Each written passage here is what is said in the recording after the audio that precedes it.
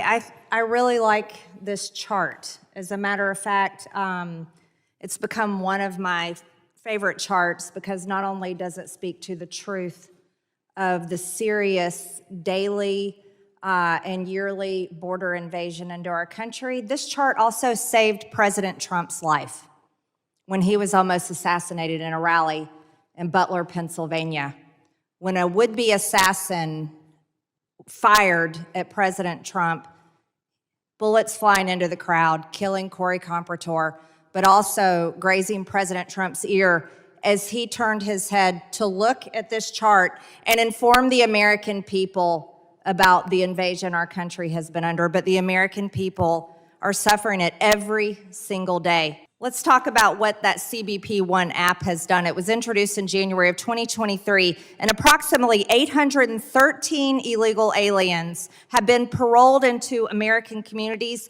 in all 50 states, with 96% of the aliens they are released in, 96% of the ones that come to ports of entry by making a handy-dandy appointment on an app that the Biden administration has provided to anyone all over the world, by the way.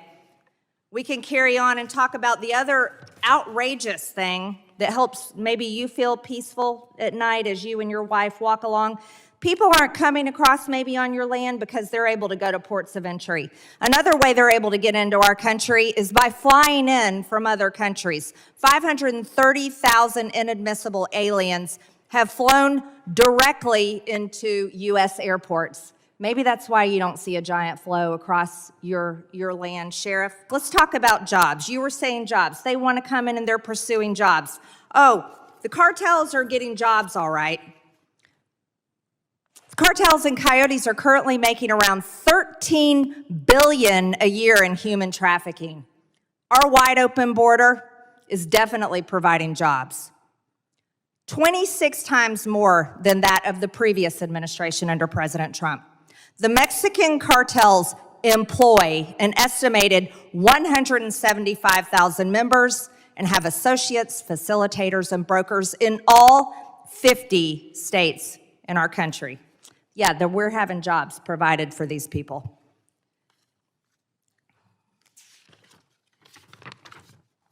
You said certain policies smack of racism. For example, walls.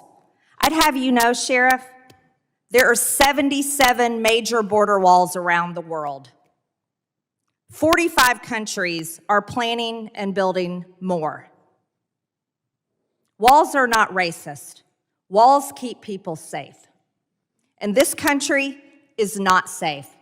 People are being murdered every day. The woman you're sitting next to's daughter was raped and brutally murdered. That's not funny.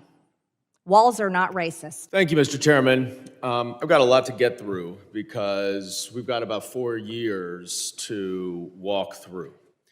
That chart, of course, mischaracterizes when Mr. Trump left office.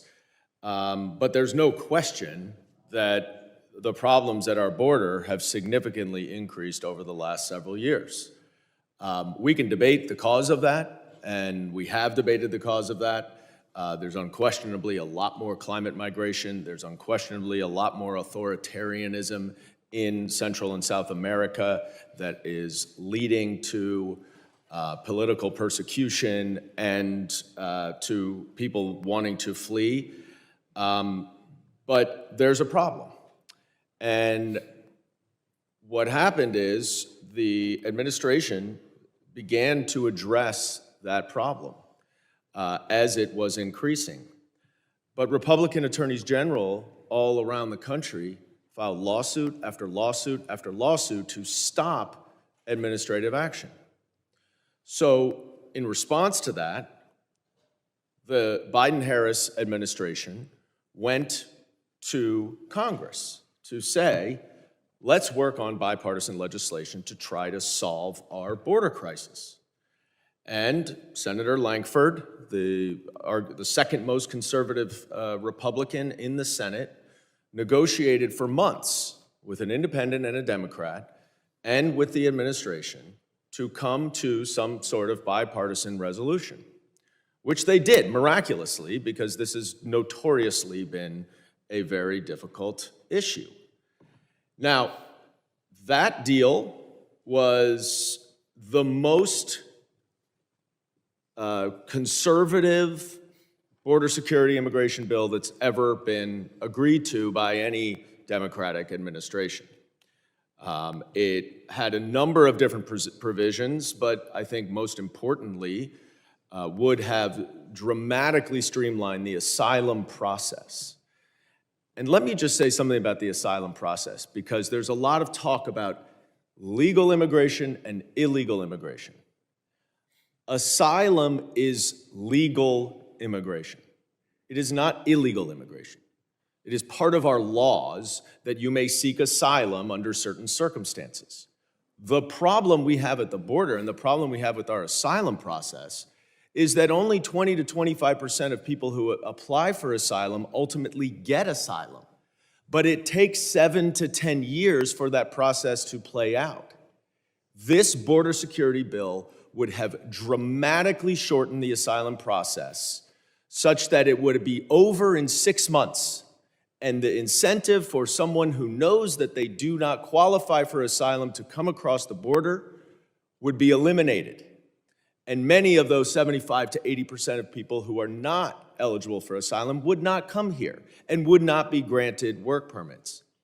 The other thing it does is it would increase visas, because we do have a work shortage. We have a job shortage for agriculture, for construction, for restaurant workers, hotel workers, home care, nurses, doctors, scientists. This is all what I hear in my district. We need to increase those quotas. That bill would have done it.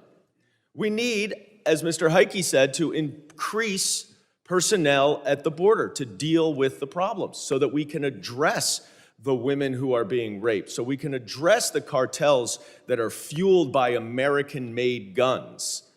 We need more personnel. We need more resources. This bill would have done it. But what happened? Donald Trump killed the deal. He's open about it. And you know why he killed the deal that would have dramatically solved our problems at the border?